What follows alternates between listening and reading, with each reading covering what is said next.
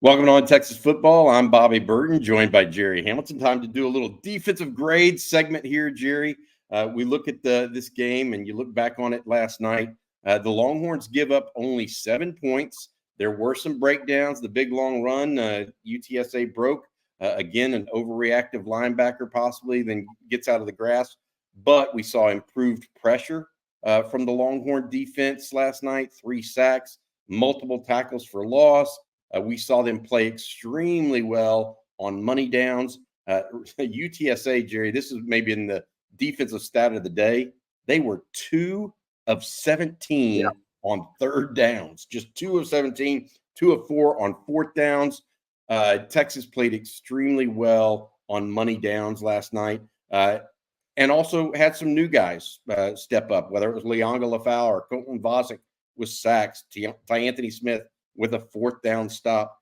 Number of different players across the board. Texas was not truly tested deep much at all in the contest. But let's give folks our grades today and talk about what we saw last night from the Longhorns. Let's start with the defensive front.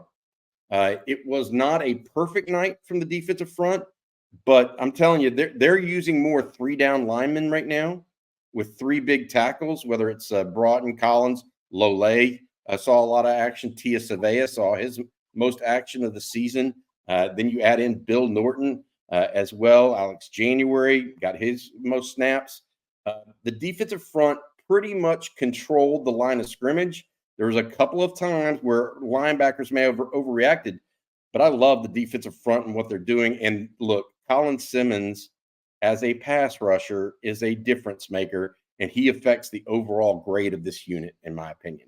They've got a guy right now, Gerry, that can get around the edge on just about anybody. What did you give the defensive line? What did you think of that performance? Yeah, so I think it was it's tough because I'm going to grade it. It's going to sound hard. It seemed like a tougher grade, but I think it was so vanilla, and the Texas wanted to play a lot of players.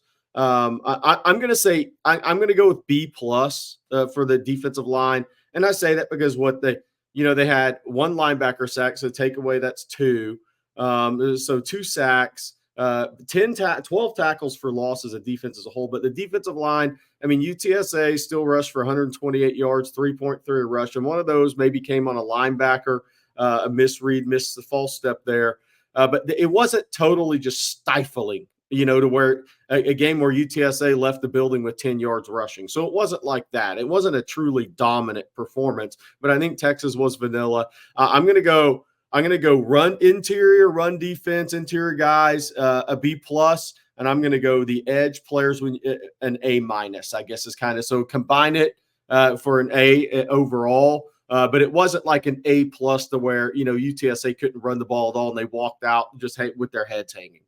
They had enough effectiveness running the football to where they had enough time of possession in the game. Yeah, I feel like the defensive line did enforce their will, particularly on third downs, particularly in pass rush. On regular downs, I thought they weren't perfect. They let some runs go up the middle, but I mean, look, I don't think you're gonna be perfect in today's college football. No, there's not Tavondre Sweat and Byron Murphy. We've talked about that ad nauseum almost. My issue right now is I think that they're playing a good brand of ball overall.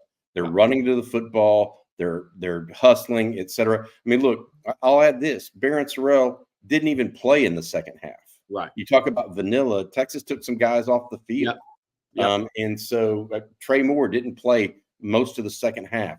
Some of their top shelf guys just took them off. Alfred Collins and Vernon Broughton in the third quarter. You're gone. So I feel like it's hard to grade all of it, but you have to, given that. I thought, like I said, you mentioned Tia Savea had 2 tackles and looked really active. He looks like somebody that long-term can help the Longhorns. I think Alex January looks like someone that can help the Longhorns long-term. So I feel like a low grade here of a B or B-, relatively speaking, is unwarranted. I don't know that an A is warranted either, though, because of those runs up the middle. I would go maybe a B+ overall. I do love, of all the things that I saw last night, from the defensive front. I really like the pass rush. I thought that was, and I know UTSA is not a great pass protection team or what have you, and they do try to get the ball out because of that. But I mean, when you have a pass rush specialist like Colin Simmons, and then he also has 6 tackles, I mean, overall, that's just an active guy. In his third college game. Yeah, third college game. He was second on the team in tackles last night. By the way, true freshman led the team in receiving yards, rushing yards, and pressures on the quarterback. Yeah, that's pretty good. That's 3 pretty good freshmen right there. Good class. Yeah, exactly. All right, but anyways, we went B+ on that defensive front. Let's go to the linebackers, and this is one that's going to be very interesting to me of how we grade it. Okay, and what I mean by that is Anthony Hill led the team with 11 tackles. He's going to get 100 tackles this year. Right, pretty clear. Anthony Smith made a whale of a play on a 4th down stop. Leonga Lafau with the sack. Mo Blackwell, I thought, was really active when he got a chance to perform. David Benda played okay, except for one run fit, and that cost him dearly. It's the only time UTSA scored, and it looked easy scoring, which was a problem. But the reason I'm saying it's an odd one, it's almost like they're really high or medium to low. There's not enough consistency there throughout the whole game. Now they're trying to get better. They're working more as a unit, but I didn't like the consistency necessarily there that I would want from a linebacking group. So I gave them actually a B to a B-. What did you think of the linebacker crew? Yeah, I'm going B as well, and I think Anthony Hill makes it a B. Honestly, Leonga Lafau, really good football player, but again, they have not. The one thing Texas has not played this season, despite the fact Donovan Edwards is on the cover of EA Sports College Football Game, they haven't played a great running back yet. They haven't played the high end back yet. Now they will at some point this season. It's not going to be the next 3 weeks. Oklahoma doesn't have that guy. Travis Etienne, Nate Frazier at Georgia, they are the guys that are both powerful and explosive fast. So it's coming on the schedule. Texas hasn't faced those guys yet. So I'm going B because of Anthony Hill's play. But I want to mention this. In the recruiting class last year that was ranked in the top 5, there was a lot of guys that got a lot of headlines. Anthony Smith was not one of those until the day he flipped. And because he wasn't committed to Texas and he was committed to A&M, I think just with all of us in general, the fan base, there wasn't a lot of talk about Anthony Smith because the flip happened late. I'm seeing a guy that's going to be an all SEC caliber player. I'm not saying first team, even if it's second, even if it's third team. That was a steal late in the recruiting cycle, and he is going to be one of the best players on the Texas defense starting next year. That's I'm going to go out on that limb right now. I see him and I say future pro.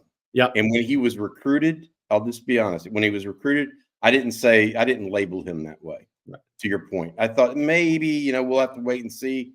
He's showing an instinct, not just in the run game, Jerry, but also in the pass game. He's pretty impressive young man right there for the Longhorns. I would add some other things to the linebacking group.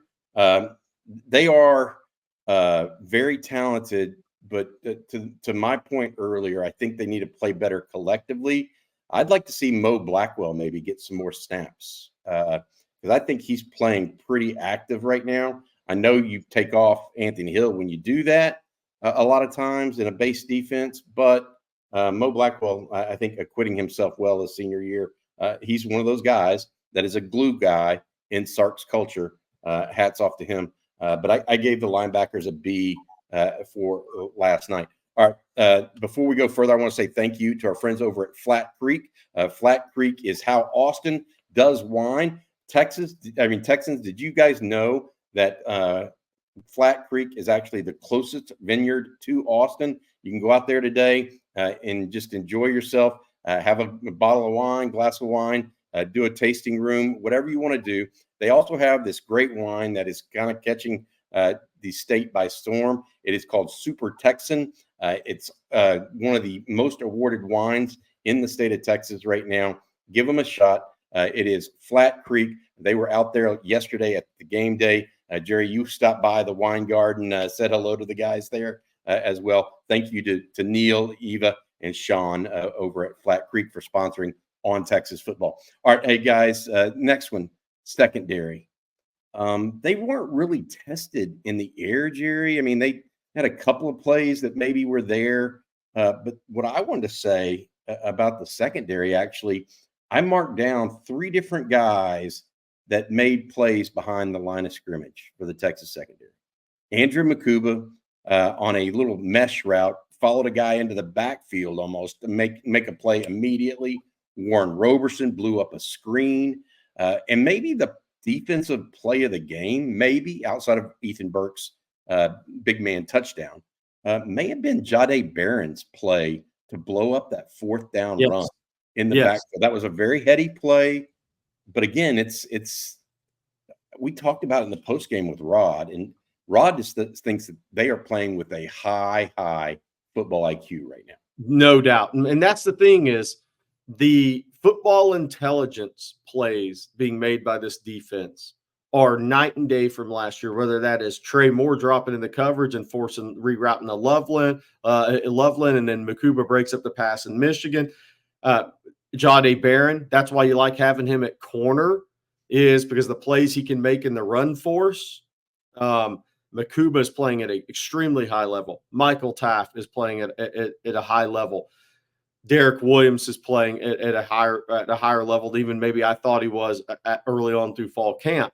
But you don't do that unless you have great communication. And I've said it's like a really good backcourt, right? Those guys are always talking. They're always communicating. They have a trust where each other is going to be. I think that's what you're seeing with the Texas secondary. And I think that's why you've seen such improved secondary play, is because if you just say you can put the blanket out there, everybody is on the same page. And so that cloud of defensive backs is on the same page. They're communicating. They're playing together almost like a backcourt does in basketball. That's really playing well together. And again, I agree, football intelligence plays. There have not been coverage busts. I was going to say this. It's not even coverage busts. You don't see the panic pre-snap. Right. I mean, right now, you're literally not seeing any panic pre-snap in the Texas secondary. And remember, they don't have the helmet communication. Right. It's the linebackers. And I think that it's just a lot of football intelligence on that. I mean, even your youngest guy, Manny Muhammad, extremely smart football player. Yes. And so they're thinking one step ahead, is what it really looks like to me most of the time. Now, I will say on the negative, Derek Williams did take a bad angle on that touchdown run. Yeah. Now, he was set up a little bit by it, but that was maybe the worst play of the night for the secondary. Yeah. But I'm looking at it, Jerry, and I just see it, to your point, somebody is going to tear this secondary up. I don't know who it's going to be, but just inevitable, right? It's college football. It's going to have to be a guy that's really, really smart and very, very accurate and has good receivers. You're not going to get by Texas with mediocre receivers. These guys will eat them up. And you look at the schedule. Who's that really going to be? I thought it might be Oklahoma preseason, and then they lost. They lost 2 guys. Yeah. And Jackson Arnold doesn't look like the guy at quarterback, but maybe Georgia. But Georgia's down at receiver a little bit. It's hard to say. I agree with you. I mean, it's hard to look at the Texas schedule right now and say, ooh, that may be the guy, that may be the team. Now, Nick Anderson had played for Oklahoma. It's a rivalry game, but we'll see where Oklahoma's at Saturday in Norman. But we have all week to talk about that. But that's the question: is you look at this schedule, who's it going to be? It's hard to pinpoint right now. Some people just say, "Oh, Carson Becky's going to be first-round pick." Well, yeah, they didn't move the ball against Kentucky last night, so I don't know who that's going to be. But this is the secondary is fun to watch. It's fun to watch a team in a position that communicates well and they're on the same page. You're not seeing these guys arguing after play. You should have had that guy. No, you should have had that guy. We saw that a lot last year. You haven't seen that at all this year. That's when you know you should be happy with your secondary. Yeah, not a lot of finger pointing to your That's point. right. Yeah. All right. So what grade did you give to the secondary, Jerry? I'm going to give them a solid A minus to A. I mean, you could go either way with it. Look, UTSA was going to attack in the screen game, right? So that means you have to come up and tackle well. UTSA only had one guy in Devin McEwen who could really athletically, and maybe Allen, the TCU transfer, that really could get after you if you took a bad angle or if you didn't if the first guy didn't get a good wrap tackle. But again, UTSA was just outmanned by this Texas team. So I'm going to go A with the secondary. All right. I think I agree with you. I'm going to go A. Only negative play for me was Derek Williams in that angle. Good call. But to y'all, to your point, and to Rod's and everybody else's, I just think they're playing smart, and they're pretty good. It's not like they're elite athletes. There are a couple back there that you would probably put in that category, but they're just playing so smart and together. It's kind of ridiculous. That leads me to the defense overall. Now, the defense overall, we had pretty good grades across the board for individual positions. Let me give you this, okay? Owen McCown was 21 of 29. The backup was 0 for 1 and threw the pick to Ethan Burke. So literally they averaged 4 yards per play in this game, 60 overall plays for UTSA, 260 total yards, only 7 points on the board. Now, to be fair, they did miss 2 field goals, but we'll see what that means. One of those, though, was actually pushed back because of a play on defense, and one of those field goal attempts was also set up by the Ewers interception. So, all in all, I think it was a successful defensive effort. Only another team only puts up 1 touchdown on the board. Michigan only scored 1 touchdown. Colorado State didn't score any. And so I'm looking at it, and I see a defense that's growing, but not all the way there yet. And they weren't necessarily dominant against the run and blew a big run. I would go with a B on this unit right now. I don't think you can sit there and say this was an A+ effort, even though there are signs, not only those that I mentioned, but also the pass rush is getting going a little bit now. What did you think overall of the Texas defense? Yeah, I went B overall as well because, look, at the end of the day, in Texas was vanilla, so we got to factor that in. But that's the most yards Texas has given up in the balance of a game. Michigan had 284 yards, but that was when it was 31-6 and Texas just started playing off coverage. And Texas wasn't as aggressive in the secondary. And Jelani McDonald didn't play, so they're missing a key depth piece there. The guy that's pretty much your second-team nickel at this point. But, look, UTSA still had the big play. They had the 53-yard touchdown run. You said it. They had enough field position drives to where they had 3 chances to score. That's more than anybody else has against Texas this year. So because Michigan's was late in that game, they did complete 21 of 29. Texas only had 2 sacks when the game was in the balance. They did have 12 tackles for loss in the game. But again, I'm going B just because, look, it wasn't stifling. It wasn't that you didn't walk away from that game saying, man, Texas has the Georgia 2022-2023 defense. That's the thing for me is they're good on defense. I think the communication, the connectivity is what's going to maximize this team defensively as the season moves along. But UTSA still walked into DKR and had 260 total yards.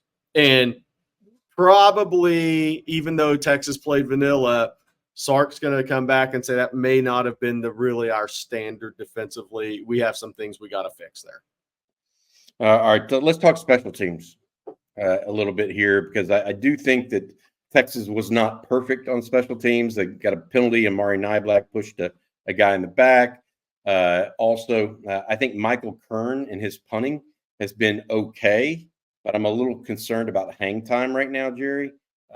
There were 3. I mean, how many times did Kern punt last I think night? he punted it 4 for a 44-yard average right around there. Yeah, 45-yard average on 4 punts. One of them, though, was a 52-yard long. My issue isn't necessarily the length. It's been the hang time and or the gunners not getting down there in time. Clearly, Keelan Robinson and Keaton Crawford were both great gunners a year ago. I don't see that same level of gunner, and I'm a little worried that Texas might in conference play in the right situation give up a big punt return now. That you really don't want to give up, because I just don't think the punt team is right there with it. And maybe I'm just missing this, but it is a concern of mine right now. Yeah, and I think the other thing for me is Silas Bolden wants to do something so bad, he's got to be careful. Yes. He's getting close to a couple of negative plays in the punt return game. And I know you can tell how badly he wants to make his first really, really big play at Texas, but he's got to be careful at the same time. And I'm not sure Texas in their punt team is, I'm not sure they're going to clear the path as well as they did last year for Xavier Worthy.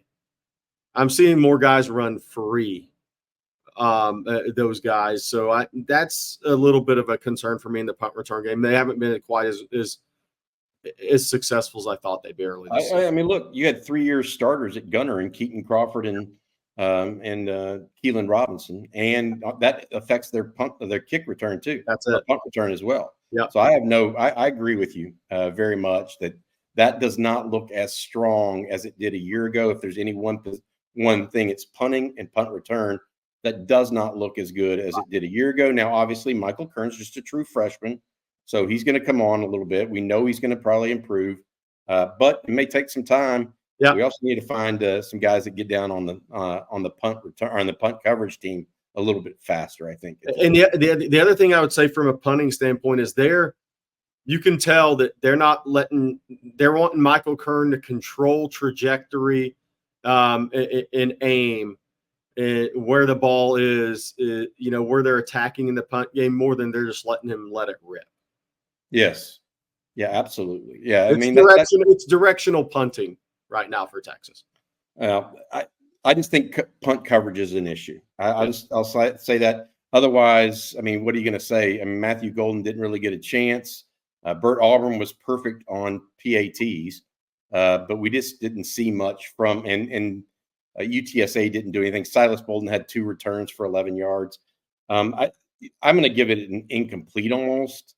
Agreed. Although, and that's because we didn't get to see him do much actually on anything other than coverage. I mean, Will Stone one time kicked it into the student section almost on that kickoff from the 50-yard line after the 15-yard penalty. So, look, I don't know what to say there. Just something to look out for, in my opinion, on the punt game right now. Anything else you want to add before we let people go here on this edition of Defensive Grades, Jerry, overall? No, I think, look, what made last night impressive overall as a team was there's some adversity in the Texas team right now. Your starting quarterback goes down. You started your RB3, who goes down on the first drive, comes back not quite as explosive, right? You had Kelvin Banks go down for a while in that game. Manny Muhammad, I think that was just a cramp. But you had multiple guys go down. So this is these are blessing in disguise things a little bit. Trevor Gooseby he played at a meaningful point in a game for the first time in his career, right? So that's a good look for Kyle Flood and those guys. So I think overall they're having, even though they're 3-0 and they're ranked number 2, they're having adversity not necessarily on the field, but they're dealing with some adversity through injury. And that's how teams can continue to really grow for me, is you got to have adversity. And then how do you respond to that adversity? How do those guys who have opportunity, do they make the most of their opportunity?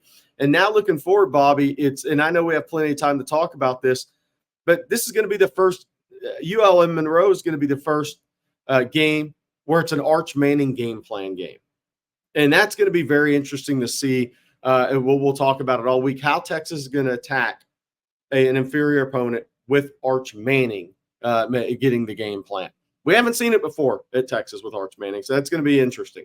Yeah, that's not. So you're not just talking about defense. You're talking about the whole thing. The whole thing, clearly, because we did offensive grades, we did defensive. So I wanted to end with the whole thing. That's fair enough. Fair enough. All right, that's going to do it for On Texas Football. Thanks again to our friends over at Flat Creek Estate Winery. Again, if you're out and about in Austin today and want to get out there, go have some good wine. Make sure you check out Flat Creek Estate Winery. All right, Jerry, thank you so much for doing this. We'll be back a little bit later with second watch with Rod, hopefully. Get that done today as well. Then we have the live stream tonight around 7 o'clock. For Gerry Hamilton, I'm Bobby Burton. This has been On Texas Football. Hook 'em.